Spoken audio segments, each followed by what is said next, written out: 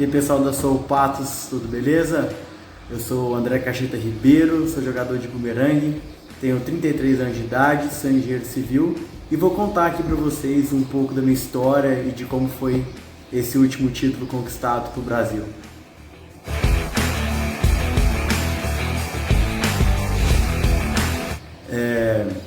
Eu sou patense, nascido em Patos em abril de 1989, comecei a fazer o curso de engenharia civil em 2007 e de lá eu conheci o Moraes, a pessoa que me introduziu o bumerangue, ele que me ensinou a jogar. Durante uma aula de física a gente estava estudando mecânica dos fluidos e na engenharia o ar é considerado um fluido. Então o professor estava mostrando alguns perfis aerodinâmicos e mostrou um formato tipo uma asa de um avião, não descrevendo que era uma asa de avião. E meu colega de sala, de trás, né, Moraes, pegou e falou assim: "Ô, isso aí parece um bumerangue, parece a asa do bumerangue."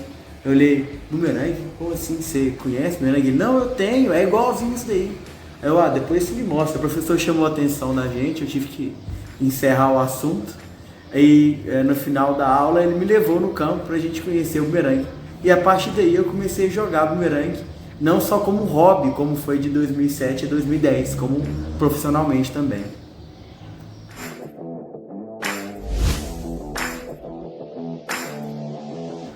O bumerangue, eu sempre tratei ele como um hobby. Quando o bumerangue começou a me estressar um pouco, comecei a ficar muito bitolado, nossa, eu tenho que fazer meta e tudo, eu não estava atingindo resultados legais. Eu tive um toque do meu amigo Eduardo Místico e do Fábio, eu lembro isso foi em 2013, em um campeonato que eu consegui ganhar. Eu já tinha 3 anos que eu ficava entre terceiro, quarto, uma vez segundo lugar. O pessoal de Americana estava vencendo, o Eduardo, o Murilo. E em 2013 eu joguei sem muita pressão, levando mais leve. E o Fábio falou assim: "Eu nunca vi você jogar tão bem. Dessa vez você jogou para se divertir e não jogou para competir." E a partir desse momento girou uma chave na minha cabeça, que eu estava muito competitivo, eu torcia para meus adversários errarem. Hoje a minha mentalidade é diferente, a gente torce para a gente conseguir ser melhor do que as dificuldades que a natureza coloca para a gente. Porque vento, chuva, alteração de pressão atmosférica altera muito. Então às vezes você está num dia bom, mas as condições climáticas só no seu momento de jogar não estão boas. Aí acaba que você fica com essa energia negativa, torcendo um pouco mal para outras pessoas, torcendo para elas perderem. Aí comecei a jogar mais leve, a levar, como diz, como coração, como mais hobby mesmo, apesar de ser profissional para mim, levar como se fosse um hobby, mesmo sendo profissional.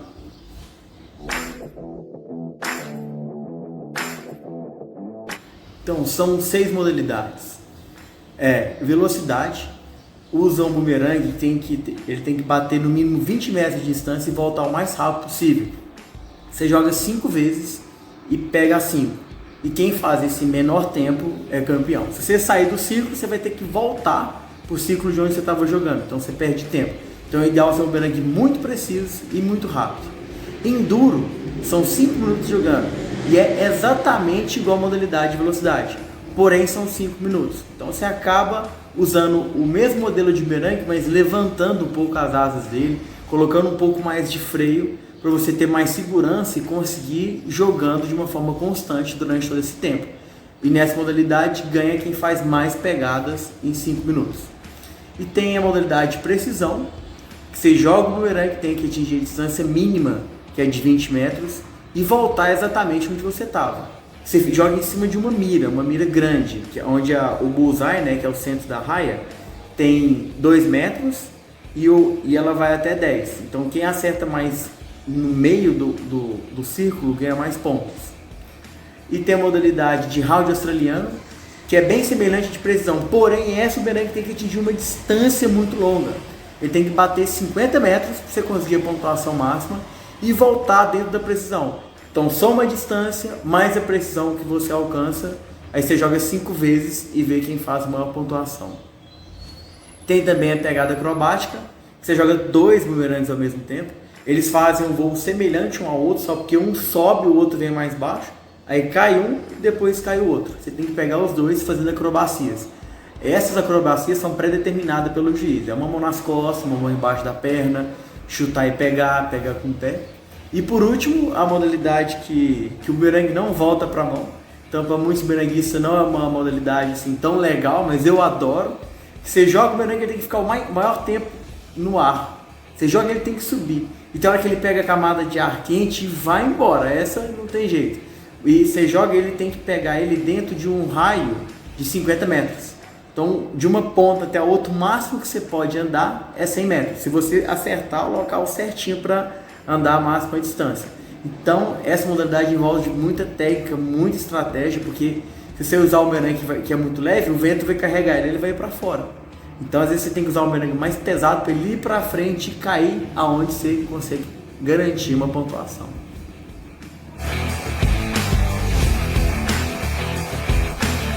Então, a história do bumerangue é uma história que não tem escrita, não tem nada muito definido.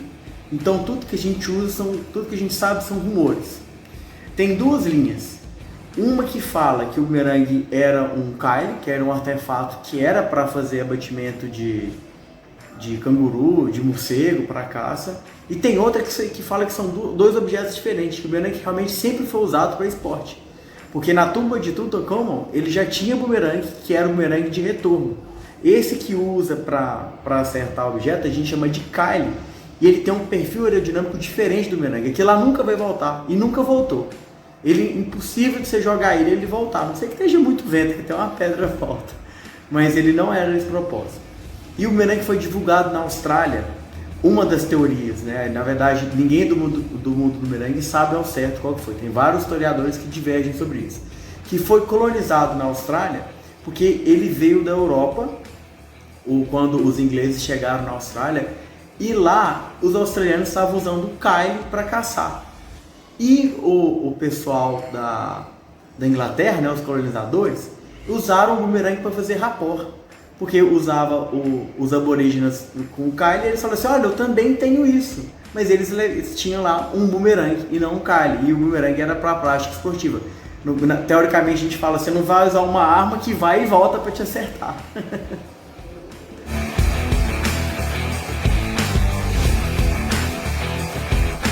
Nos últimos 4 anos houve um decréscimo. Devido à pandemia, acabou reduzindo bastante o número de atletas. Nós estávamos esperando em média 200 para esse último campeonato mundial na prova de times. Eu acredito que foi em torno de 150. E no individual, a maioria das pessoas, devido ao desgaste de calor e que estava na Europa, muito queimado, o tempo muito seco, mais ou menos a metade não participou do individual. Só os melhores atletas, os que estavam mais preparados que foram. Porque o pessoal valoriza muito a prova de time. E o individual, só realmente os que já se destacaram na prova de time, que estão com condição física suficiente para conseguir jogando. E no Brasil, atualmente, nós estamos com atletas de alto nível, mais ou menos uns 15 atletas, e jogadores tem milhares. Tem muito jogador que nunca vai em competição, a gente nunca vê treinando para competir. A gente até sabe que joga bem, mas é igual tem futebol. Tem um monte de gente que joga futebol muito bem, eu lembro da minha sala, e que nunca foi para nenhum time de campeonato.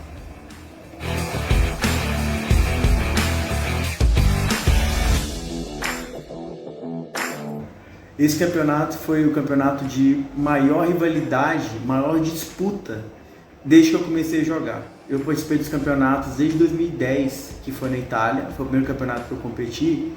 E em 2010, o primeiro local, o Alex Zopre, ele conseguiu uma distância até grande para o segundo lugar.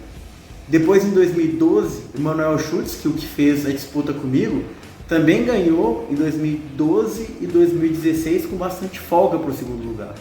Em 2014 eu ganhei, não com muita folga, contra o próprio Manuel Schutz, mas foi bem disputado. Assim, no final eu tinha uma folga de 6 a 7 pontos, mais ou menos, apesar que não é muita, mas eu tinha uma folga ainda, tanto é que a última modalidade eu perdi para ele, mas na soma dos pontos eu ganhei. Agora, esse último campeonato, uma mão esquerda de pegada na última modalidade já definiu o campeão. Tanto é que eu comecei a modalidade ganhando, aí ele errou uma pegada, um chute, aí eu distanciei um pouquinho a mais. Depois o vento derrubou meus 2 bumerangues, quer dizer, derrubou um e o outro eu não consegui pegar ele com precisão, com facilidade. Aí eu deixei ele derrubar os 2.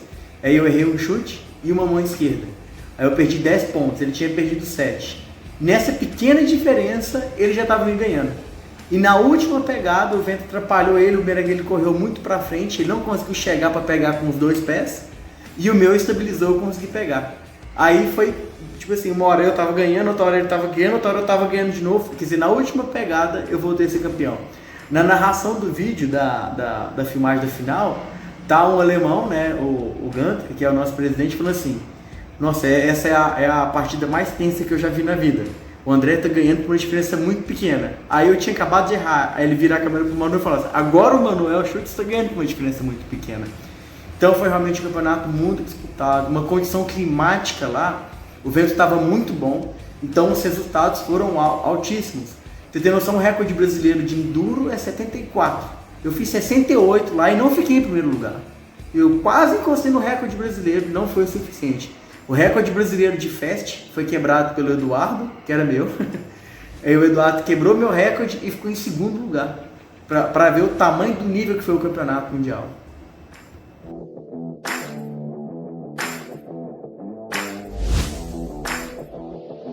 O torneio por equipe, ele é mais ou menos igual ao individual, as modalidades que eu expliquei. A diferença é que joga as 2 pessoas juntas em algumas modalidades e tem outras que você corre os 20 metros, joga, volta, ou bate na mão de outra pessoa vai, joga, volta, bate na outra até somar, no caso do enduro, 5 minutos. Aí vai 4 correndo e o tempinho que sobra para a última, algum desses 4 pode repetir a ida. Então, as modalidades são bem semelhantes. E nesse campeonato, são 6 atletas, joga 4 e fica de 2 de reserva. E também daqui de Patos foi o Felipe Takal. O Brasil conquistou o 3º lugar no campeonato mundial, a melhor colocação que o Brasil já conseguiu. A última vez nós conseguimos o 6º lugar. Foi um excelente resultado, porque os times são de muito nível, igual eu estava falando mais cedo. O pessoal valoriza muito o campeonato de time, então o pessoal ainda está com o físico inteiro para jogar de time e consegue pontuações ótimas. Às vezes uma pontuação que a gente faz muito bem no individual, para de time não é nem suficiente, que ainda está todo mundo com gás completo, porque são 10 dias de competição, é muito cansativo. Então no finalzinho nós já não estamos conseguindo fazer o nosso melhor campeonato, mas no começo é realmente muito importante.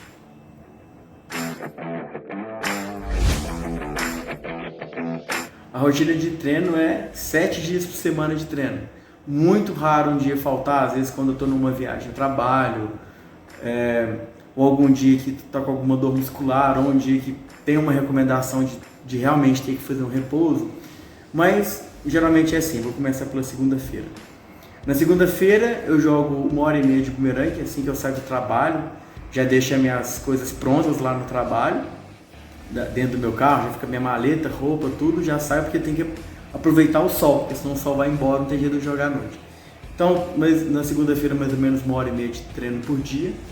Na terça eu faço uma aeróbica, ou eu jogo beach tênis, ou faço musculação. Eu faço musculação mais alguma aeróbica, ou vou caminhar, mas sempre uma musculação acompanhada de uma aeróbica. Uma musculação não tão pesada.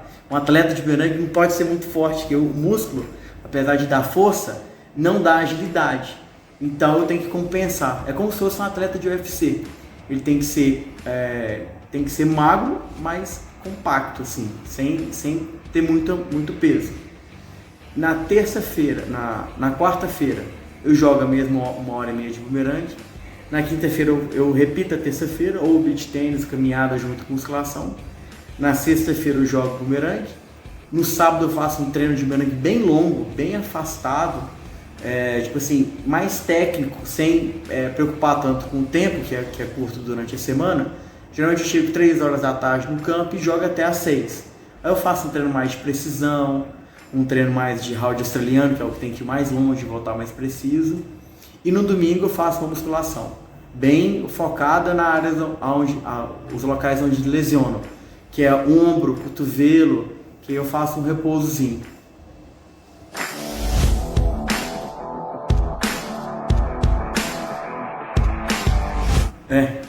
Com certeza ser engenheiro civil influencia muito para jogar bumerangue. A maior parte dos bons jogadores do mundo são engenheiros. Manuel Schultz, ele é engenheiro, eu não lembro qual área que é dele de engenharia. Eu sei que ele é engenheiro e dá aula de matemática. O George Mantiev, um dos melhores jogadores que a gente conhece da Europa, é engenheiro aeroespacial. Eric Darnell também é engenheiro aeroespacial. Se eu não me engano, ele já fez alguns projetos para capacete de carro de Fórmula 1, parece, se eu não me engano, os maiores projetos de capacete usado no mundo foi o projeto dele. E por que ajuda tanto? A gente estuda muito o ar, né, na engenharia civil como um fluido. Na engenharia civil a gente usa como se fosse a água para calcular as perdas de carga da água. Porém o ar é um fluido. A água comporta da mesma maneira que o ar, na hora que você olha na aerodinâmica. Que o ar passa mais rápido em cima e isso gera despressurização, que é o que faz o avião voar e também faz o bumerangue voltar. Então a teoria é exatamente a mesma. E os bumerangues que eu ganhei o campeonato fui eu que projetei. Porque eu fiz uma aerodinâmica calculada com a minha base de mecânica dos fluidos. Então eu calculei o tanto que tinha de fazer um corte que eu faço na asa, que é para ele ir mais rápido no começo do voo e chegar mais lento no final. Quando eu ganhei da outra vez, eu era o único atleta que tinha esse bumerangue, que foi uma aerodinâmica que eu inventei. E isso me deu muita vantagem naquele campeonato. Esse de agora, com tantos outros passados, todo mundo tem esse bumerangue com esse cortezinho no ataque, já popularizou bastante. Então, a engenharia me ajudou bastante na projeção dos meus bumerangues e entender o que vai acontecer, o voo deles durante os treinos.